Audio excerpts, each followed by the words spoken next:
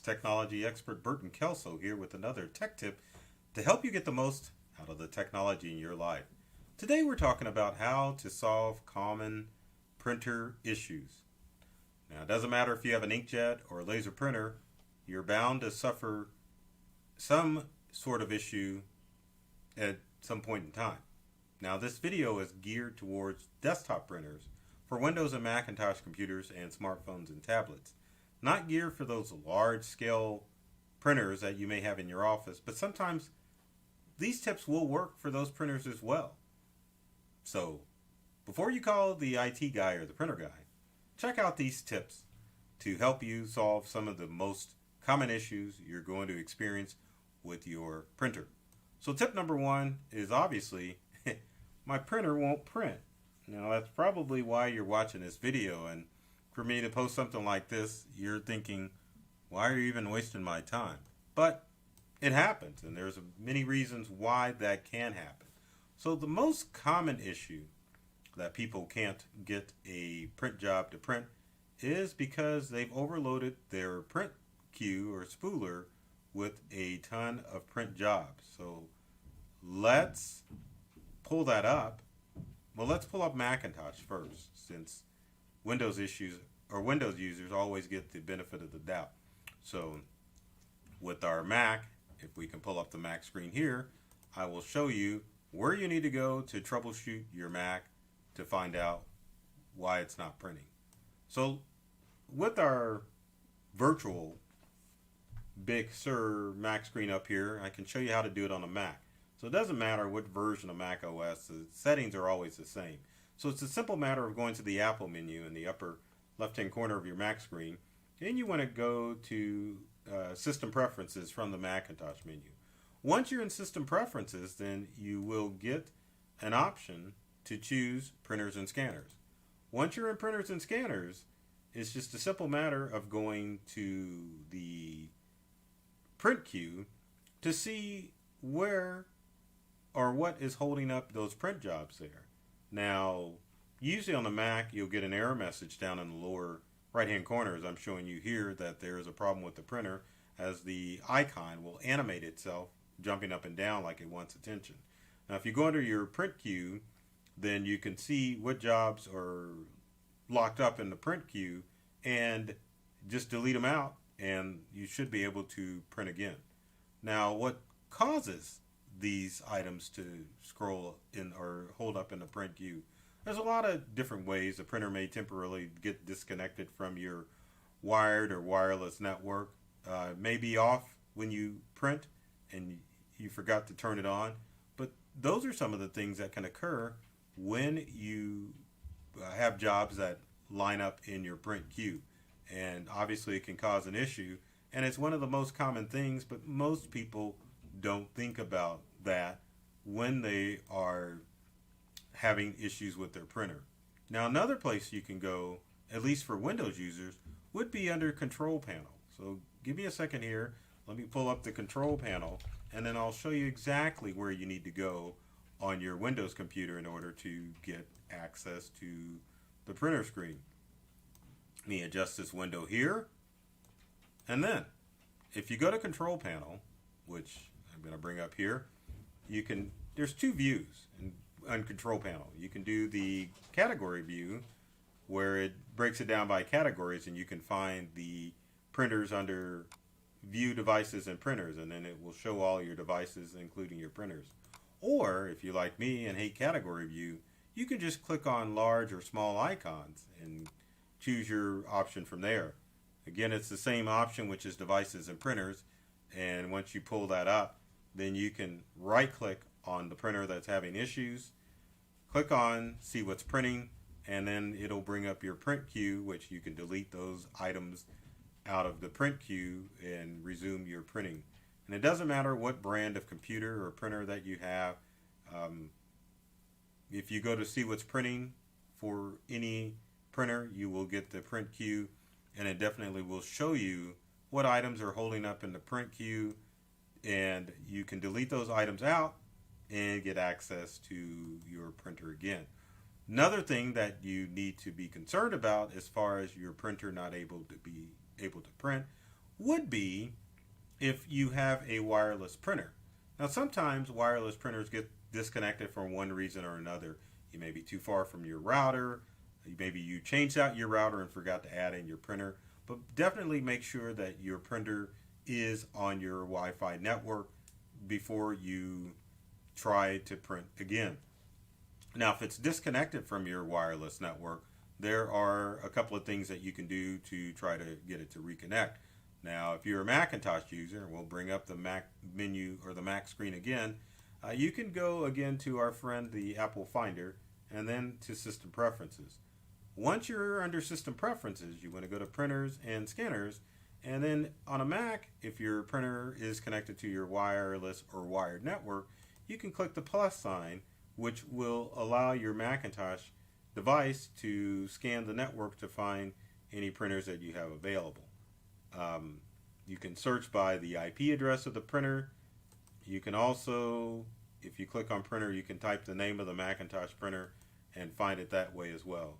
But with a wireless printer, you can search by the IP address. If you know your IP address or host name, it'll automatically add that printer back onto your network, and you will be able to get started and print again. Sometimes with a wireless network, it's just as simple as restarting the printer, and it will automatically reconnect to your wireless network. Now, for some idiotic reason, I went ahead and closed out the control panel, but I'm going to bring it back up again so that we can show that tip to to Windows users out there. I guess I can include myself because, yes, I do use Windows from time to time. Now, once you're under Device Manager, or Control Panel, sorry, for Windows, it's just a matter of going to either, if you go to Category View, just a matter of going to your View Devices and Printers. If you want to do it by icon view, it's a matter of going to either large or small icons and then going to Devices and Printers. Once you're under Devices and Printers, if you want to add a printer back that's connected wired through a network cable or wireless, just go through Add a Printer, and then the Windows Printer Wizard will go through and find your printer for you and get it reconnected. So a couple of quick tips there to reconnect that printer and to kind of help troubleshoot some of the common issues that may occur if your printer stops working. So tip number 2 is another common issue, and it's if you get a paper jam. Paper jams are pretty easy to diagnose, but they're a pain in the butt because you have to dismantle your printer. Now, I'm going to handle the beast here, which is a Samsung laser printer, and kind of show you how you can quickly find out to those areas of troubleshooting. So give me a second. Let me scoot the beast over, because this Samsung printer is not light.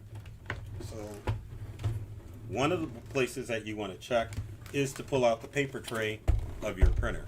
So the paper tray is where my hand is right here. So if you pull out the paper tray and then turn the printer under, you can kind of see where there may be paper jams with your printer. And my goodness, my printer just opened the scanner door. Another place that you can check for paper jams on your printer is to lift it up and look inside to see if there are any paper jams in here. I'll lift this thing up a little bit if I can keep this up, and then you can search in here to find out where there may be possible paper jams. They can be everywhere. Some printers are smart enough to show you where they're located. Other printers will not show you. And finally, as far as your paper jams are concerned, you want to, if you have a door on the back of your printer, you want to be able to turn your printer around, like I'm trying to do right now. And as you can see, there's a door on the back of the printer. Now you can open this door up, and if you look inside, there may be paper that's listed or that is hiding from your printer. So you can check your brand of printer. It doesn't necessarily have to be a Samsung Beast like this thing is, but you can definitely open your printer up to see all areas where there may be paper jams. And this Samsung printer is such a beast, I think it's going to hang out with us for the rest of the video because I don't feel like moving it any other place. But paper jams are hard to troubleshoot, so make sure that you look for smaller pieces of paper. Look for all areas of your printer where you can open a door to see if there is a paper jam in your printer.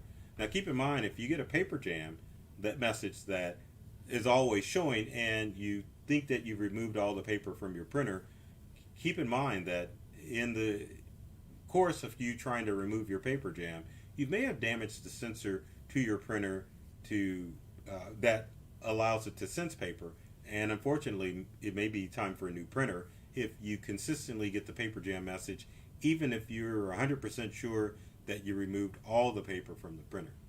So our next tip, our third tip, is another frustrating thing, which is it takes a long time to get a printout from your printer when you send a print job. Now that can easily occur if A, the printer is going bad, or B, you're trying to send information wirelessly to your printer. Now, if you have a wireless printer, one of the first things that you want to do is to connect the printer via a USB cable, which on most printers are located on the back. Let me grab this smaller HP printer just to kind of show you. If you've got a USB printer, it's going to have the USB symbol on the printer where you would plug in the cable. That way you can quickly troubleshoot. Troubleshooting it should be pretty simple. Whether it be a Windows or Macintosh printer, it's just a matter of plugging the printer via USB cable. The driver should install for that printer, and once you get the USB equivalent of the printer, then you should be able to print instantly. Now this is the third time that I need to bring up Control Panel, but luckily I bought up Control Panel pretty darn quickly. So let's look at Control Panel on a Windows computer to see what you would see. So again, going to devices and printers, once you plug in your USB equivalent, you should have a printer name that will actually identify it as being a USB connected printer. And as you can see, the Samsung's sitting right next to me and it's not connected. Now a network or a wireless printer would show up as network, and it will let you know the difference between a networked printer versus a USB connected printer. But if you're having slow printouts, definitely connect your printer to a USB cable to see if it's any better. If you've got a wireless printer and you think the wireless signal may be weak, you want to bring the printer closer to your router in order to see if the printer is going to print. So with that said, now finally, I don't know why I was looking closer at the screen, but your final tip would be what happens if you get low ink or toner messages. So the challenge with the low toner or ink is that it'll notify you and let you know that it's time to replace toner in your laser printer, which is what the Samsung printer is, or if you need to get a new ink cartridge for your inkjet printer, which is what the HP that I pulled up before. Toner usually lasts a lot longer than your ink cartridges do. Toner, you can usually get about 5,000 sheets of paper with your toner. Airplanes. That's made much 3 years ago. And we've got an announcement that I tried to block out. Let me mute that so we don't get any more. Anyway,